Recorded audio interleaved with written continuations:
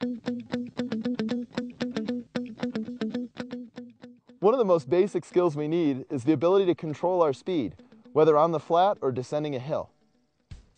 Learning is best accomplished where the risk is least. We can practice braking in slow descents, a useful skill in its own, and the lessons learned translate everywhere we need to control our speed.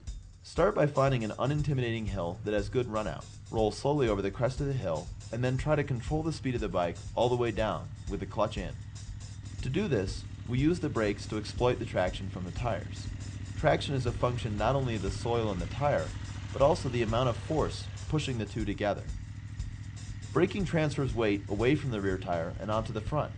So, since more of the weight is on the front tire, more stopping power resides in the front brake, and the harder we stop, or the steeper the hill, the more true this is. To maximize traction when braking, our approach is to gradually load the chassis and tire so that as we brake harder, we push the tire into the dirt harder, which allows us to brake harder still, which pushes the tire in harder, and so on.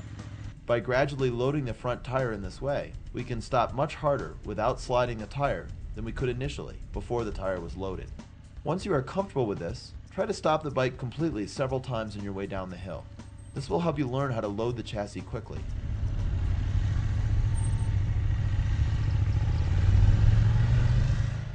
A common mistake that we see is to roll over the top of a hill, see how steep it is, and grab a handful of brake. Immediately, the wheel locks and all control is lost. Bad news.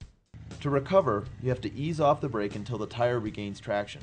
The secret is to avoid releasing and then grabbing again. Ease off, ease back. You won't have to move the lever much to do this. The adjustments can be subtle. To really get comfortable, there are two more things to pay attention to. First, put your weight back as far as possible, and then a little bit more, which will require bending in the middle. The further back your hips are, the more weight your legs can take, and the less fatiguing descending will be. Second, the rear brake can help transfer weight to the front. It will give the most force and stability if you can avoid locking it.